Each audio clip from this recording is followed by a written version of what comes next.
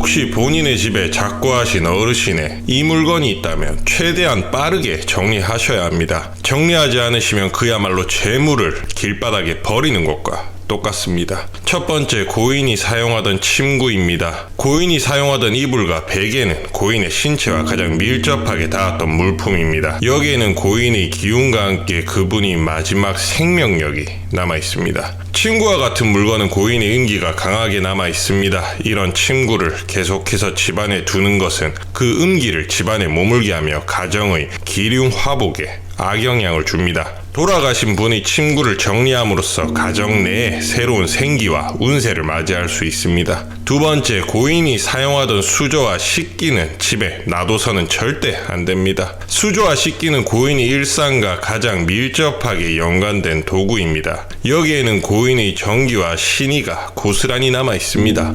또한 음식과 관련된 도구는 가정의 복을 상징하는 중요한 물건입니다. 고인이 음식을 담았던 식기를 집안에 계속 남겨두면 가정의 복덕이 줄어들고 새로운 복이 들어오지 못하게 됩니다. 고인물은 썩는다라는 자연의 이치를 알 것입니다. 수저와 식기를 정리하면 남은 가족들은 새로운 시작을 준비하고 가정 내에 새로운 흐름을 불러올 수 있습니다. 세 번째, 신체를 보호하기 위해 고인이 착용하던 물건들은 집에서 정리를 하셔야 합니다. 대표적인 것으로 양말, 장갑, 모자가 있습니다. 신체를 보호하기 위해 착용하던 물건들은 고인의 생명력과 직접적으로 연관된 물품입니다. 특히 양말이나 장갑과 같은 물품은 고인의 체온과 정기를 담고 있어 이를 계속 보유하는 것은 고인의 음기를 끌어안고 있는 셈입니다. 풍수지리학적으로 신체를 보호하는 물품들은 그 주인의 보호 기운을 대변하는 물건입니다. 사망 이후에는 그 보호 기운이 소멸되었기 때문에 이런 물품들을 보유하는 것은 더 이상 그 목적을 이루지 못하며 오히려 집안의 기운을 막는 요인이 됩니다.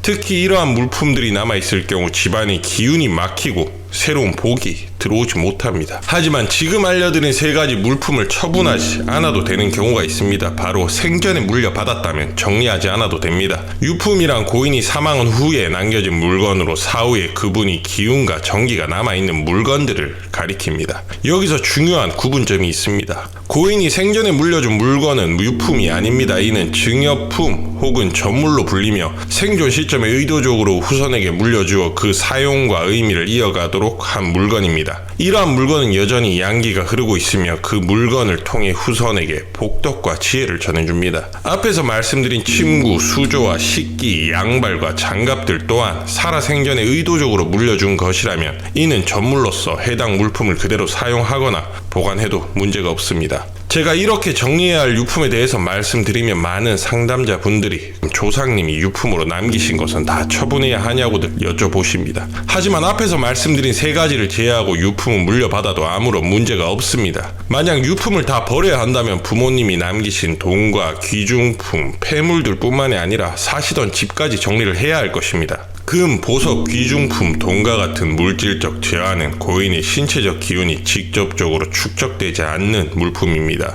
금과 보석, 돈과 같은 재화는 그 자체로 가치를 지닌 물질이며 이러한 물건을 물려받는 것은 후손의 번영과 안정을 가져다주는 요소로 작용합니다. 고인이 거주하던 집 역시 정리할 필요가 없습니다. 풍수지리학에서 집은 고인의 기운이 남아있을 수 있는 공간이지만 그것이 부정적으로 작용하지 않습니다. 주역에서 가택은 음약의 조화를 이루는 공간으로 여겨지며 그 안에 머무는 사람의 운세와 밀접하게 연관됩니다. 후손들이 집을 재구성하고 기운을 정리함으로써 새로운 양기를 불러일으킬 수 있습니다. 따라서 고인의 거주지 또한 후손에게 물려주어도 해가 되지 않으며 오히려 새로운 운세를 가져올 수 있는 중요한 자산으로 볼 수 있습니다. 그럼 이런 귀중품 외에 유품을 처분해야 할 경우에는 어떻게 해야 할까요? 지금부터 드린 이야기는 정말 중요하니 꼭 기억하셔야 합니다. 풍수지리학에서는 유품을 단순한 쓰레기가 아니라 고인의 기운이 남아있는 중요한 물건으로 여깁니다. 유품을 함부로 다루거나 무시하는 것은 조상에 대한 존중을 저버리는 행위로 간주되며 이는 자손들에게 애군을 불러올 수 있습니다. 그렇기 때문에 유품을 처리할 때는 반드시 정중하고 신중한 방법을 선택해야 합니다. 유품을 태우는 것은 조상에 대한 마지막 예우를 다하는 행위입니다. 태우는 행위는 단순히 물건을 없애는 것이 아니라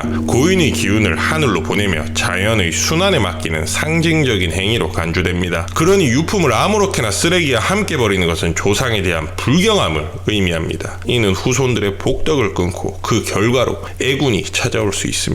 유품을 태우는 것이 가장 바람직한 방법이지만 현실적으로 모든 유품을 태우는 것이 불가능합니다. 특히 유품 처리 업체에 맡기는 것은 그 비용이 만만치 않습니다. 따라서 가장 좋은 방법은 유품만을 따로 모아 큰 쓰레기 봉투에 담아 버리는 것입니다. 일반 쓰레기는 소각 처리됨으로 문제되지 않습니다. 그러나 유품을 다른 일반 쓰레기와 섞어 버리는 것은 절대 피하셔야 합니다. 이것은 고인의 물건을 쓰레기처럼 취급하는 것으로 간주됩니다. 그리고 이것은 자손들에게 애군을 불러올 수 있는 위험한 행동입니다. 따라서 유품을 처리할 때는 반드시 유품만 따로 모아 한 봉투에 넣어 정리하는 것이 중요합니다. 이렇게 함으로써 고인의 기운을 존중하며 후손들에게 악운이 닥치는 것을 막을 수 있습니다. 조상의 기운을 제대로 다루는 것이 후손의 기륭 화복에 지대한 영향을 미칩니다. 이러한 작은 행동들이 모여 큰 운세에 중요한 역할을 하게 됩니다. 고인이 사용하던 유품은 이렇게 정리하면 되지만 그럼 고인분의 사진을 어떻게 정리를 해야 할까요?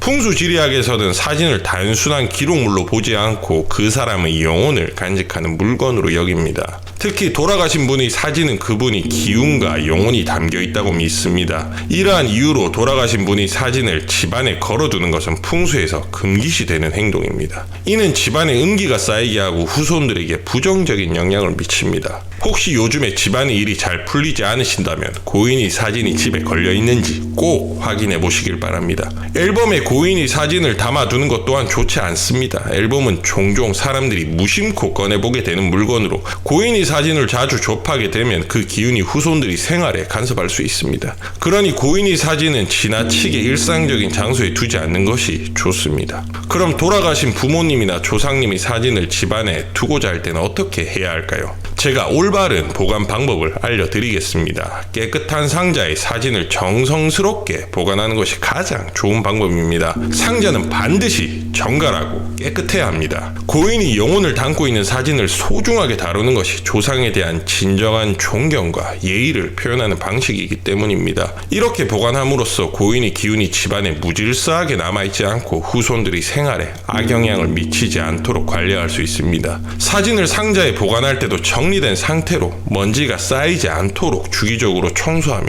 상자는 깨끗한 장소에 보관하는 것이 좋습니다. 이러한 행동은 고인의 영혼을 존중하는 마음을 담은 것으로 후손들에게도 기운을 가져다 줍니다. 하지만 이런 유품 관리보다 가장 중요한 순간이 있습니다. 언제일까요? 바로 장례식장 때입니다. 가끔 어떤 장례식장에 가면 유산이나 감정 문제로 형제끼리 다투는 경우를 볼 수 있습니다. 이것은 그야말로 애군 속에 몸을 담그는 행위입니다. 장례식장에서의 행동은 고인에 대한 마지막 예를 표하는 중요한 순간입니다. 절대 장례식장에서 다투지 말아야 합니다. 이는 단순한 예의 문제가 아니라 조상의 영혼과 후손들의 기운에 심각한 영향을 미칩니다. 특히 유산 문제로 인한 다툼은 더욱 심각한 문제입니다. 유산은 조상이 후손들에게 남겨진 마지막 유물로 이를 두고 장례식장에서 싸운다는 것은 조상 앞에서 그분이 남긴 것을 두고 분쟁을 일으키는 행위로 해석됩니다. 이는 조상에 대한 큰 불경입니다. 조상의 기운이 아직 안식하지 못한 상태에서 그분이 남긴 물질적 자산을 두고 다투는 것은 후손들의 음양의 균형을 깨트리고 가정에 커다란 애군을 불러올 수 있는 행동입니다. 따라서 유산 문제는 장례가 끝난 후에 차분하게 해결하셔야 합니다. 장례식에서는 조상에 대한 예의와 존중을 최우선으로 하여야 하며 이때 발생하는 모든 문제는 차후에 논의하도록 타일러야 합니다. 이 외에도 우리 재물운과 복을 위해 지켜야 할 풍수들이 참 많습니다. 혹시 현재 힘드신 분들은 본인의 사주와 상황을 적어주시면 사주에 맞게 재물운에 도움되는 풍수 처방을 해드리겠습니다. 앞의 영상에서도 복덕을 쌓기 위해 모든 분들의 사주에 맞춰서 답변을 드렸습니다. 늦을지언정 반드시 답변을 드리겠습니다.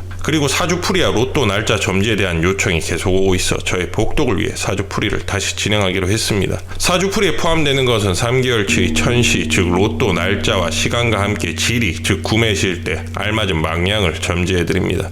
또한 명리 원국, 명리 해설, 대운 해설, 그리고 사주에 맞는 풍수 처방과 명리 조언을 함께 보내드립니다. 제가 하루에 3명까지만 봐드릴 수 있습니다. 먼저 연락 온 순서대로 봐드리겠습니다. 늦게 연락 주시면 그만큼 며칠 더 기다리셔야 합니다. 명리 풀이와 처방과 로또 점지가 한두 시간으로 되는 게 아닙니다. 12,000자가 넘게 작성이 됩니다. 한 분 한 분 성심을 다해 풀이하니 시간이 걸립니다. 시간에 항의하시는 분들이 많아 말씀드립니다. 저에게 사주풀이를 요청하시는 방법은 고정 댓글에 적어두겠습니다. 그리고 이렇게 고인분의 유품을 잘 정리하고 나면 우리는 조상님들이 영면하신 산소나 납골 땅에 방문하여 예를 차려야 합니다. 이때의 예의도 굉장히 중요합니다. 저희 상담자 중 한 분은 고령군에 거주하시는 분인데 이런 산소 풍수를 잘 지킨 끝에 천복을 받아 로또 1등에 당첨되셨습니다. 제가 구독자님 분들을 위해 올바른 상소 풍수를 정리해 두었으니 조상복을 받기 위해 꼭 반드시 시청하시길 바랍니다.